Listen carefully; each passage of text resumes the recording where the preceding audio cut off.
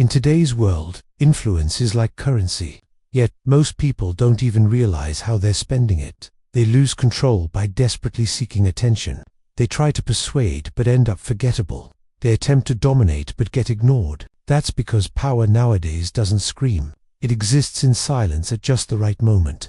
It looks like the person who never posts anything, yet somehow controls what everyone else does. While you're busy reacting, chasing, and trying to be noticed, someone else is quietly bending reality without anyone noticing. These people don't play by the usual rules. They shape the entire game. Instead, they don't beg for influence. They manipulate the system behind the scenes. This isn't guesswork. It's a calculated doctrine, tactics that have been refined over centuries by one of history's coldest minds, Machiavelli. If he lived today, he wouldn't be debating online, giving TED Talks, or selling frameworks. He'd be invisible, unseen, and untouchable, controlling everything through subtle whispers, rhythms, and behaviors no one could trace back to him. These are the psychological tactics Machiavelli would use now to manipulate anyone, regardless of their power or defenses. This isn't theory. This is the true architecture of influence. Machiavelli understood that weak people try to change behavior head-on, but that's the biggest mistake. Instead, you must infect the mind first, because once you enter the mind, everything else follows. He'd plant a thought, and then vanish something like, "You ever notice how people who act fast usually aren't afraid?"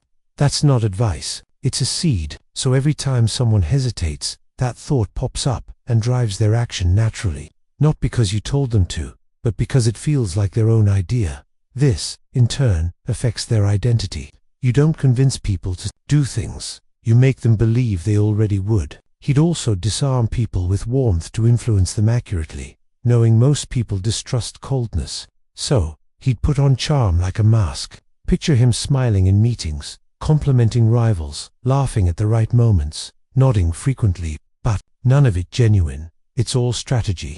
Once people see you as safe, they relax, open up, trust more, and that's when you make your move. Slipping in a single sentence that shifts the whole conversation.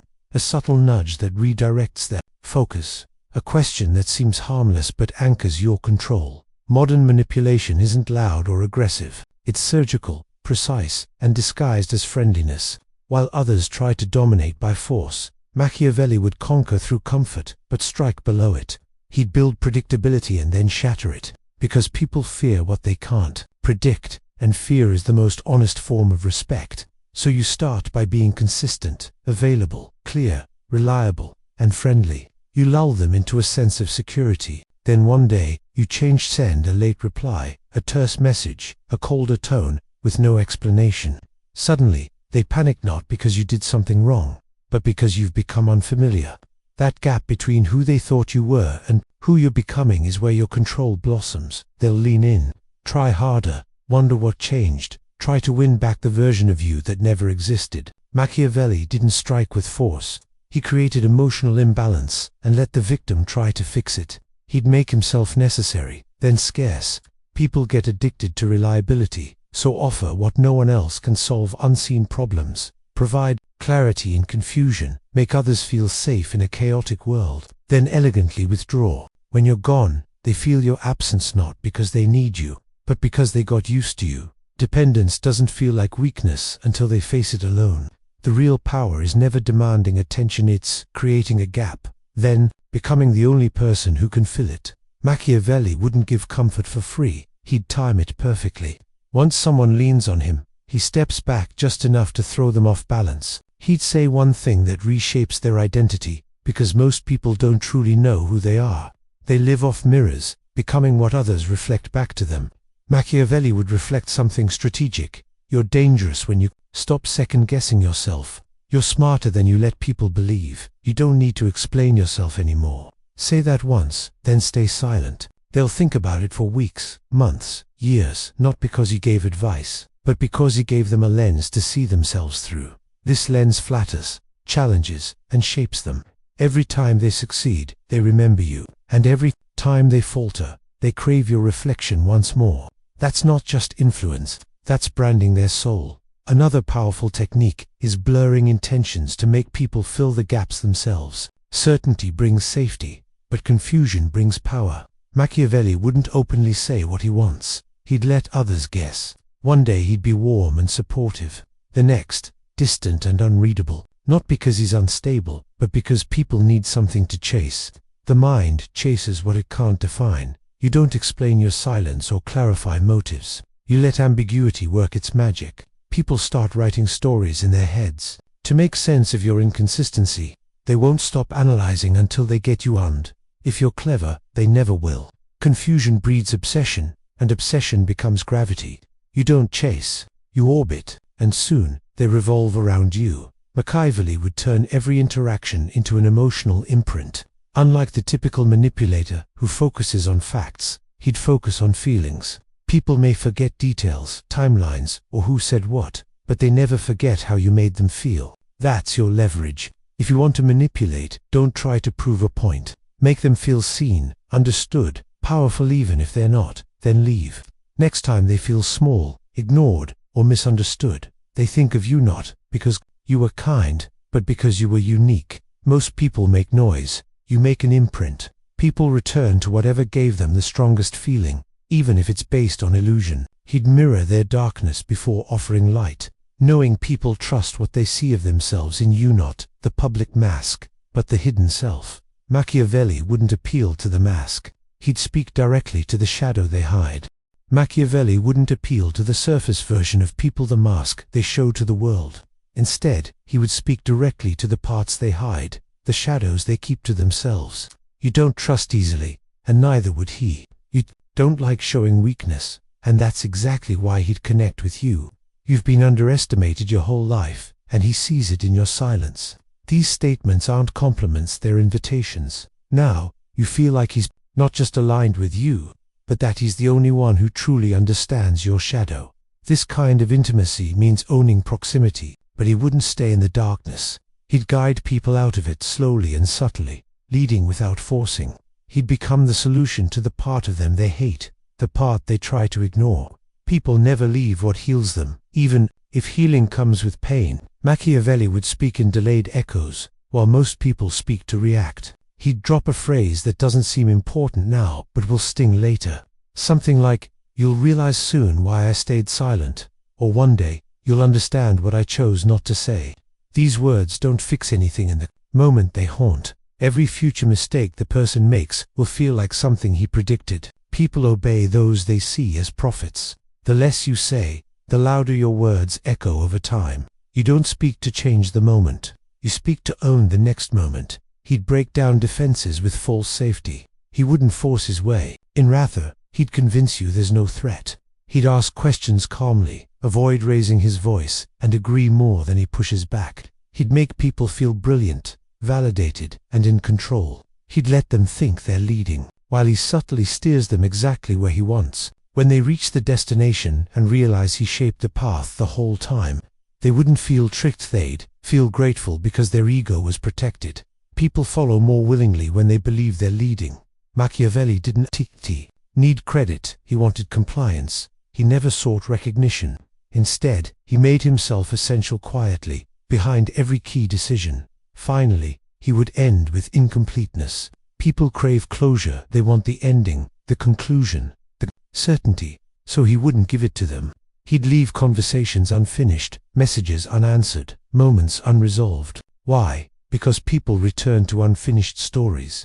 They circle back to silence, analyze pauses, chase interpretations. You could say, "There's more I could say, but I won't," or "I'll let you figure it out," or "This isn't the time, but it will make sense soon." And just like that, they lean in. That leaning is power. You never have to pull them again, because they follow the void you left. And what's more addictive than someone who made you feel almost complete? Someone who lets you walk away without the ending, but with an obsession to find it. After all these tactics, after the plays comes the real power. What happens next? After you've infected their mind with silence, after you've become the echo they can't stop chasing, you don't need to say another word, because now they speak for you, defend you, adjust for you. They orbit you, not by request, but because you've conditioned them to need your gravity. This is what Machiavelli understood better than any strategist in history. True manipulation doesn't end with an action. It ends when the victim rewires themselves around your absence. At first, they feel imbalance, can't explain it. They just sense something's off. You used to respond faster, give more, offer more certainty. Now, you don't. Not aggressively, but just enough to make them question themselves. Not you. They ask, did I change? Did I do something wrong? Why do I feel anxious? And the answer is no. That's when they start compensating. They become kinder, softer, more present, more emotional, and you just breathe. Because now, they're no longer responding to you, they're responding to the version of you that used to be. That's manipulation. You don't take from them, you make them give more willingly. Then identity confusion sets in. And this is where it gets dangerous. They don't just feel confused, they start changing subtly and slowly. They mimic your tone, reflect your logic, mirror your silence because you've positioned yourself as the standard, the reference point. They're no longer acting by instinct, they're acting based on how you might perceive their behavior. What would he think if I said this? Would she approve of this tone? I should be more like them. They've internalized your gaze, even when you aren't watching. They call this control, respect, but it's not. It's submission disguised as self-improvement. And you haven't said a word. Machiavelli would be smiling. Then comes behavioral looping. You've created the loop. They feel a moment of disconnection. They try harder. You stay distant. They invest more. You offer just enough warmth to keep them from walking away. Then you pull back again. This doesn't cause rejection, it causes attachment, because now they believe the problem is solvable. They just need to try harder, say the right things, be better. That is addiction. You become the dealer, and they chase your approval like oxygen. As Machiavelli said, men are driven by two principal impulses, love and fear. You've engineered both. They love the way you made them feel once, and they fear never feeling that way again. So, they repeat the loop, begging silently, pleasing through performance, and the more they give, the less you need to offer. This leads to emotional branding. When the control becomes permanent, they meet someone new and compare them to you. A phrase is said, and they remember how you said it. They hesitate before reacting because they wonder how you would have handled it. You're not just a memory, you're a standard. Their mind creates a space shaped just like you. Everything else must pass through that space. That's how emotional branding works, not like a logo or slogan, but like a psychic fingerprint. The way you made them feel, the way you made them question themselves, the way you made them crave approval they couldn't earn, it's embedded now, and you haven't said a word. Finally, silent authority is established. You stop messaging, stop guiding, and you're gone. But they still act like you're watching. They think in your voice, pause with your silence, and speak with your rhythm. They seek your approval in new people, and feel betrayed when it doesn't feel like you. You become a ghost with gravity, a shadow that shapes their day. If they try to confront you, demand answers, or ask for closure, you give nothing, just like Machiavelli would, because true power isn't about presence. It's measured by the influence you hold after you disappear. You've infected their thoughts, rewired their reactions, branded their emotions. But influence alone wasn't enough for Machiavelli. He didn't want followers. He wanted obedience, not through threats or force, but through a deeper force, complicity. The kind of complicity that makes them betray others for your approval, lie to protect your reputation, and hurt themselves just to stay close. The brilliance. They think they're doing all this by choice, because the greatest power isn't when people admire you, it's when they fear losing the version of themselves you allowed them to become. One way to achieve this is to let them compromise for you. You want control, but don't ask for loyalty. Let them offer betrayal. You never say, tell me what they said, or keep this between us, or take my side. Instead, you say things like, I won't ask you to choose. I trust you'll do what's right. You always know how to handle these moments. Now, they make the decision. They lie for you, protect you, and sacrifice others to stay in your favor. And once they've done that, they're yours, because guilt bonds deeper than love. Once someone betrays others for your benefit, they can't risk losing you. They won't want to walk away because you know too much. But more than that, they've already invested in you. People protect what they've compromised to keep.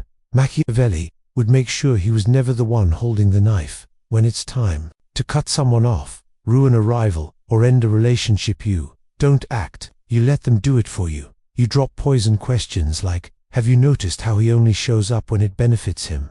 Or, I get the feeling she talks differently. about you when you're not around. Or maybe I'm imagining things. Just be careful. Now they start watching, second-guessing, and distancing. You didn't accuse or push for a reaction, but the wedge is in. When the relationship collapses, they don't blame you, they blame their own awareness. Meanwhile, you stay clean, untouchable, and respected.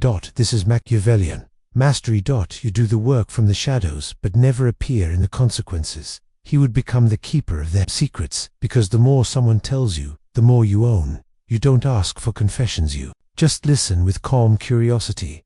The truth slips out willingly. Now, you're not just someone they trust. You're the only person who knows their hidden side. And holding that means holding them not by threat, but through presence. Even if you never mention it, they remember what you know. That knowledge, that silence keeps them loyal in ways fear never could. They don't want you to use it, but know you could. And that changes how they behave around you. They speak softer, tread carefully, and try to stay on your good side. Because when people give you their secrets, they also give you their leverage. Machiavelli never needed to expose anyone. He simply let them. Remember what they revealed. He treated loyalty like a rare privilege, not a transaction. Most manipulators demand commitment. Machiavelli didn't. He acted like loyalty was an invitation. Few earn a sacred connection. And when people feel they've earned something precious, they guard it fiercely. You reward actions subtly, maybe with a knowing glance, a rare compliment, or a secret reference only they get.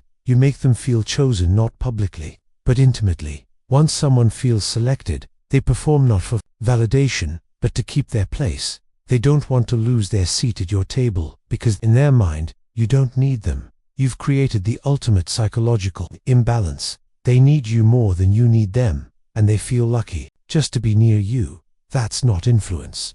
That's hierarchy, and it's invisible. Machiavelli understood a powerful truth. The loudest winners disappear the fastest. Those who leave behind no trace get erased entirely. But when you stop being just a person and become an expectation, you become irreplaceable. You turn into the model others use as a standard. They compare everyone else to you when they're lost. You become the fear they feel when someone reminds them too much of you. Becoming this kind of presence means becoming more than a memory. You become an anchor, a benchmark that others can't stop measuring against. The quiet power of Machiavelli's influence didn't demand respect through shouting or obvious control. Instead, it carved deep into the memory of people without them realizing it. He didn't create followers, he crafted believers. They didn't just follow orders, they obeyed silently, willingly, reshaping themselves in his image. This goes beyond typical manipulation. Machiavelli's form of power is covert, but absolute. He influences without ever appearing like he's trying. His influence spreads like a shadow, a subtle force that changes dynamics invisibly, and this is why timing is everything. Machiavelli wouldn't rush. He'd watch, listen, and wait for the exact moment to play his hand. Influence isn't about constant activity, it's about strategic silence and presence. He'd know when to speak and when to vanish, to make people chase the gaps he left behind. Manipulation, at its core, is about creating emotional imbalances and making others feel off-kilter, then offering the solution to soothe that unease. For example, he'd be consistent and predictable for a time, then suddenly change, replying late, giving short answers, or acting colder without explanation. This sudden unpredictability creates confusion, and confusion leads to obsession. People freak out when they can't figure you out. They'll try harder to get back to the version of you they thought they knew, not realizing that version never existed outside their own imagination. Machiavelli would make himself necessary just enough to become addictive. He'd fix problems others don't notice and offer clarity amid chaos, making people rely on him, then swiftly withdraw before they become complacent. This push-pull dynamic hooks people emotionally. They start to depend on the feeling you provide more than the facts behind it. And that feeling isn't always based on truth, it's based on perception, reaction, and emotional imprint. Every encounter leaves a mark, sparking a compulsion to seek more, to decode the puzzle you are. His charm would be a mask, his warmth a strategy used to lower defenses and gain trust. He'd drop a carefully placed sentence at just the right moment, shifting conversations and focus with surgical precision. This isn't about dominating with noise or force. It's about subtle control disguised as comfort. Executed well, This makes others bend their will without realizing it. People don't resist what they feel safe around, even if that safety is an illusion. And once you've woven yourself into their emotional architecture, something interesting happens. They start thinking, speaking, and even acting according to what they believe you want, as interpreted through their own minds. That's where control deepens, when your influence becomes internalized as a standard by which they judge themselves. Over time, your expectations become their self-expectations. The quiet power of Machiavelli's approach is rooted in this invisible rule-making. It's never about forcing compliance, it's about shaping desire. He'd use language that offers identity rather than advice, phrases that make people think you see their true potential, challenge their doubt, and give them permission to be someone better. But he wouldn't keep explaining or convincing. Just say it once, then silence, because repetition erodes mystery, and mystery breeds obsession. Part of his strategy would involve granting just enough attention to create longing, then withdrawing to provoke a craving for more. He'd leverage the human need for certainty, but weaponize uncertainty to keep people hooked. He wouldn't spell out his intentions because leaving clues is power. Ambiguity turns followers into detectives obsessed, analyzing, chasing, trying to predict your moves. This unpredictability is magnetic. Machiavelli would master the art of emotional imprint over factual persuasion. Facts fade, feelings linger. He would be the ghost that haunts thoughts, the echo that bounces in silence long after the conversation ended. That's why, rather than pushing to win arguments, he'd drop cryptic lines intended to echo into the future. Lines like, "You'll see why I stayed silent," or "One day you'll understand what I chose not to say," become psychological hooks. They haunt, unsettle, and keep people emotionally tethered, making them attribute an almost prophetic sense to his words. At the same time, he'd create a feeling of false safety. He wouldn't storm past defenses. He'd invite people in while convincing them they are safe, by asking gentle questions, agreeing more often than arguing. He'd make others feel smart, in control, and like leaders of their own decisions. This subtle guiding makes them loyal, because they believe they're in charge. It protects their ego, while locking them deeper into your influence. The ultimate deception. They think they're leading the game, but you're the one setting the rules. And when it comes time to cut ties or ruin rivals, Machiavelli wouldn't get his hands dirty. He'd drop subtle hints, like a question crafted to sow doubt. "Have you noticed how they only show up when it benefits them?" Or, "I don't know, maybe I'm imagining things, but be careful." He plants wedges and lets others do the dirty work. So when relationships crumble, the blame never falls on him. Instead, they blame only their own dawning awareness. This keeps him clean, respected, untouchable. It's the art of the shadow player. Machiavelli would also become the keeper of secrets. The more people share, the stronger his hold. He wouldn't need confessions. He'd listen in a way that truth spills out willingly. Holding secrets means holding power not by threat, but through presence, because they remember what you know even if you never mention it. This silent leverage makes loyalty feel like a rare privilege, not a demand. Instead of forcing commitment, he'd reward subtle signals of allegiance, a knowing look, a private compliment, an inside joke. Those who feel chosen perform not for applause but to stay in the inner circle. In this way, he flips the power balance. They need him more than he needs them, and they feel lucky just to be near. This isn't influence, it's invisible hierarchy. The kind that moves silently through groups and organizations, unseen but deeply felt. The fear people feel when someone reminds them too much of youth. That's where your true power lives. It's not just about presence. It's about being the standard others measure themselves against, the one they compare others to when they're lost. You become the shadow that shapes their thoughts long after you're gone. Becoming this invisible force means mastering the art of being both everywhere and nowhere. Machiavelli wouldn't chase attention.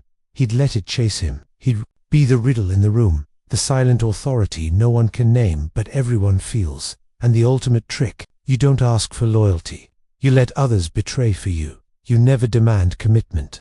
Instead, you make people choose to lie for you, protect you, and sacrifice for you.